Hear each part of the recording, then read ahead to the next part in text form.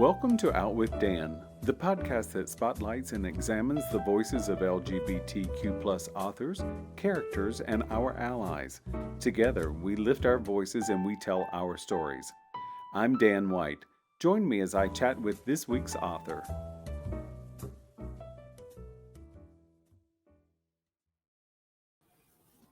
Hello and welcome back to Out with Dan. Today I'm excited to talk to David Bell, who is a New York Times and a USA Today bestseller. Welcome, David. Hey, thank you for having me. It's good to see you again, virtually this time, but it's good to see you again. Yeah, it's good to see you as well. I enjoyed this book so much. It is a sort of a slow burn. Would you consider it that? I mean, its pacing is lovely to me. I thought, well, will we come out of the gate with somebody, being coshed over the head right away, or will we have to wait? And we had to wait. And I love the suspense that you built up about this. Is this a typical way for you? My books have been different in that way. This one, I think, it takes a little bit of time to get going just because there are a number of different characters and a number of different points of view. And so we see the different characters in different places. And then we start to see how they all relate to each other and come together and who's following who and who's running away from who. So it might take a little bit of time to figure out how all these people are interconnected and how they're all going to end up together. I don't know that was necessarily a conscious choice on my part as much as it was just, as I started writing the book,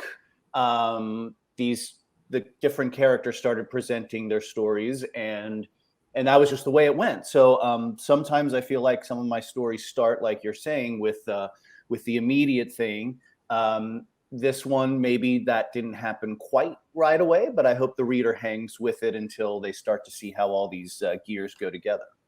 I loved it. I find that your writing is so passionate and welcoming and warm. So what happens with me as a reader, sometimes I can get into an author's voice, and I certainly did that with yours. I found that the characters were greatly fleshed out, and I was interested in what would happen with the girls. Give us a little bit of an elevator pitch about what the book is about. Yeah, it's about two half-sisters, Avery and Anna. And they don't really get along very well anymore. Even though they live close to each other, they don't really get along anymore. There are resentments that go between them, most of them having to do with their father, who left Avery's mother and got remarried to Anna's mother, and they had Anna. So that has created tension between the sisters, that Avery feels like, well, you got time with dad and your mom broke up my parents' marriage. They both, in a number of ways, feel resentments toward their father, who's a retired police officer. They feel like his career and his life overshadows both of them in some way and in different ways. Avery, because she was a police officer and, as she perceives it, failed in the line of duty and washed out. We would call it PTSD. And Anna, because she doesn't agree with her father's police techniques, and finds him being elevated to the status of hero offensive to her. So there are a lot of complicated family dynamics here. The two sisters are forced to work together and find out just how much they might actually care about each other. I loved it. And I think what you've given us is a normal family dynamic, especially when you have step siblings. You come at life in a very different direction. You're joined by a parent, and that gives you something to sort of fight about and work together about. One of the things that you do is you tackle fear really nicely. Avery has a fear of water, and I sadly identify with that because water is very difficult for me. I love water, but yet at the same time, I have sort of a hate relationship with it. How is your relationship with water? Well, I have a lot of fears or phobias. Water is not number one for me. I've not.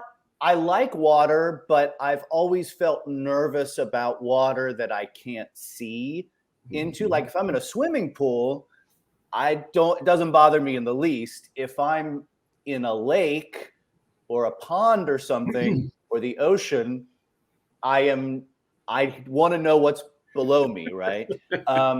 So maybe I brought that into the story. But like I said, I have a lot of phobias, but I have greater phobias like needles and heights are my bigger phobias. All right. But the one with water for Avery is that she suffered a trauma in the line of duty involving water. She has some unpleasant childhood memories about her dad teaching her how to swim in a non-politically correct way that we wouldn't do for children now. And I see the story in a lot of ways. It's a redemption story for Avery. So eventually she's going to have to face that fear and overcome it. Or try to overcome it. So yeah, I have a little bit of a phobia of water, but I have so many phobias it's hard to rank them. So do you use these phobias in other books? So do you have a heights phobia in one of your books? I don't think I have. I think I'm so afraid of heights that I just wouldn't even be able to write about it without being anxious and constantly, and it's gotten worse as I've gotten older, because I was just talking to somebody about this when I was 19, which was just a couple years ago. No, when I was 19, a good friend of mine lives in New York City and went to college in New York City, and we visited him. And I went on the observation deck of the Empire State Building. And I stood at the fence and looked. It's beautiful, but I promise you would not get me up there today, all these years later. No chance. I would be on the floor of the lobby of the Empire State Building. I would not go up. I think sometimes with a phobia, it's okay. I'll just take a picture and send it to me. I'm good with that. So absolutely. That's what the internet's for. I can look at a picture of the Empire State Building now. Absolutely. I totally agree. So David, is writing easy for you? Is it difficult? How is that as a New York Times bestselling author? Well, there are definitely days that feel easy or feel easier than others. And there are days that are very difficult. And I'm sure every writer has that experience, that there are days when everything is just wonderful and we think we're the most brilliant writer who ever lived. And there are days that are very hard where we get stuck or don't know where we're going. And we feel like we're the worst writer who ever lived. I think that's pretty normal.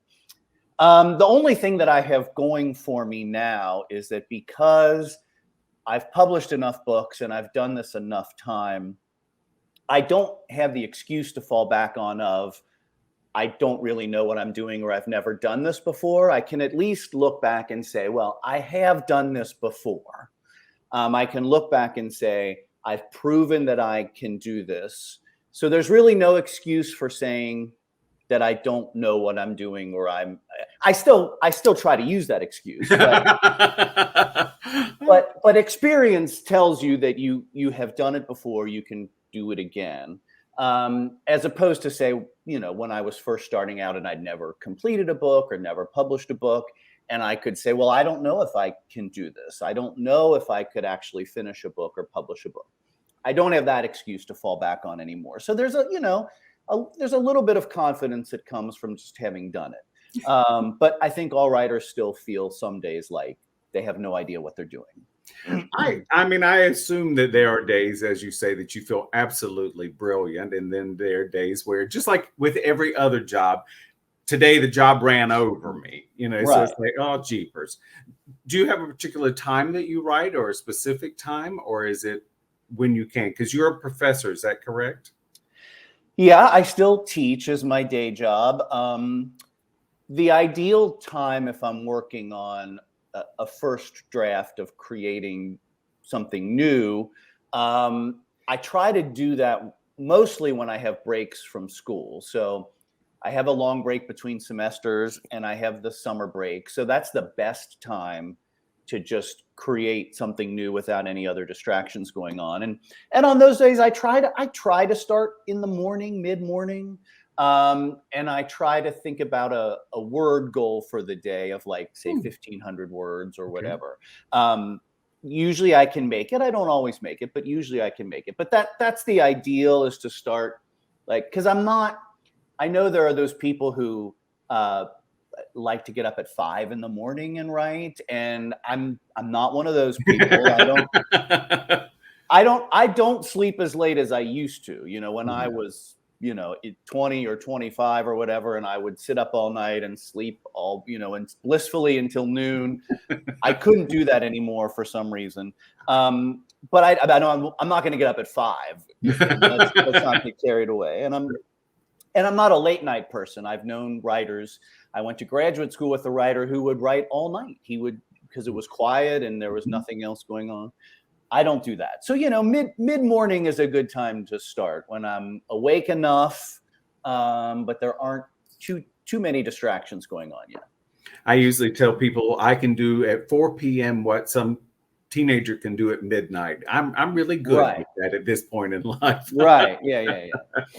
I do love, back to Try Not to Breathe. I do love the lies and deceptions and the directions that the characters had. I feel like you've given us 3 sisters who are very, very different sisters, and yet they share some commonality. Do you have siblings yourself? Yeah, as a matter of fact, this is gonna sound like I'm really dumb and I don't know what's going on. As the fates would have it, I have 2 older half siblings. So the dynamic in the story of the siblings, of the 2 older half siblings who are close in age, and then this tag along third sibling who's like 9 years younger than the other 2. I'm Anna. I'm the third tag along sibling from the second marriage in my life. Now, my siblings and I really get along well. I don't think of them as half siblings. We don't get into all that. And my dad was not a police officer. None of that was going on. But I don't remember being consciously aware of mapping my life on to the story when I did it. But it was there. So I do have 2 older siblings. And it's just an interesting combination of traits that come up, because on the one hand, I got a lot of attention when I was a kid. I'm sure my siblings love that I refer to them this way, but it was like I had junior parents. I had parents and then like junior parents. So I got a lot of attention.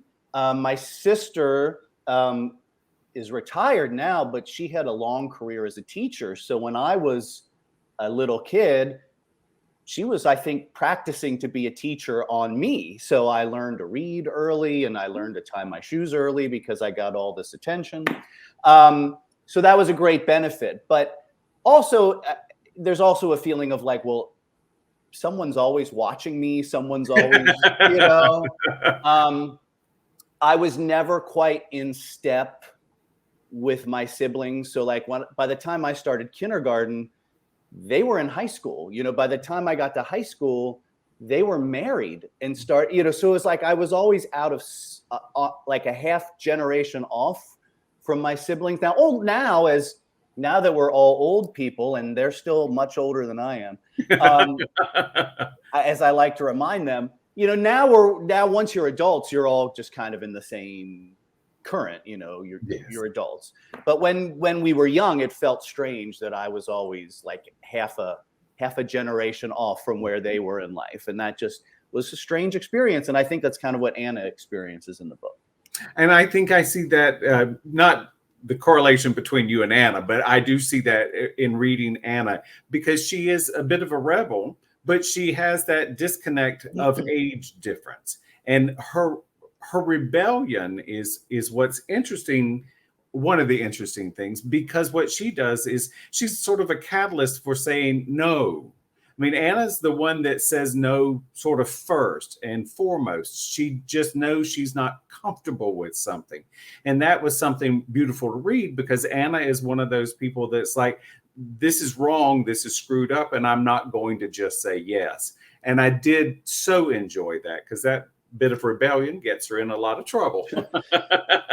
Yeah, and I am not like that. I mean, I'm not, most of the time, I'm not like that. I'm not like Anna. You're right. Anna is impulsive. She will say what she thinks to people. I was raised in Ohio, so I'm a polite Midwesterner most of the time. I guess. So yeah, so that is what is appealing about Anna. I mean, first of all, she's young. She's 21. I think all of us, when we're young, we haven't quite learned when to mouth off and when not to mouth off. And Anna is very comfortable saying what she thinks, even if it gets her into a lot of trouble and gets the people around her into a lot of trouble. And as annoying as that is sometimes to see that quality in young people, I think we still look back at young people, at least I do, and kind of admire it too, to kind of say, wow, that brassiness, that outspokenness is fun. As long as it's not directed at me, it's fun to see sometimes. And so that's why she is an interesting character. It is, and it's a breath of fresh air. You know, oftentimes as adults, we add on so many filters because we have to behave at work, we have to behave in society, we have to do all these things, where young people are like, yeah, screw this. Yeah. And of course, sometimes with youth comes uneducated. They're not as educated there. So they do things impulsively when they really probably ought to think about it first. But I think it's a beautiful characteristic. I mean, as you get older, when you get to my age, David, you'll realize that you're beginning to unfilter, because I think I should be back to where I used to be, because sometimes that filter doesn't really get us anywhere in life, not in the long run. Well, it's interesting that, you know, the life cycle is that when, like, little kids will just say anything because they don't know. And, you know, that's why you have parents saying, like, shh, don't say, you know. And then it is interesting when people get older, like, you know, like my mom is 91 now, right? So like, if you get to be that age, it's kind of like, well, what am I holding anything in for, right? You know, I can tell people whatever I think. So that is kind of our life cycle, is putting the filters on and then taking the filters off and saying like, hey, I'm going to tell you what I think. I totally agree, which sort of the filter thing is, I love also the title, Try Not to Breathe. It is amazing. David, do you have a website or social media you'd like to share? Yeah, my website is davidbellnovels.com, and all my social media handles are David Bell Novels. So Facebook, Twitter, Instagram, even TikTok, which I'm kind of starting to use a little bit to make me feel youthful. But yeah, you can find me on all those places. I love it. Thank you so much for chatting with me. Thanks for having me on. It's good talking to you again. Good talking to you. Hang on for me just a second. Thank you for joining me for this week's episode of Out with Dan. You can find more information about this podcast and its host at OutWithDan.com, on Twitter at OutWithDan, and on Instagram and Facebook at GoOutWithDan. This podcast is hosted by Authors on the Air Global Radio Network, and the theme music is provided by bensound.com. Join us again soon for the next episode of Out with Dan.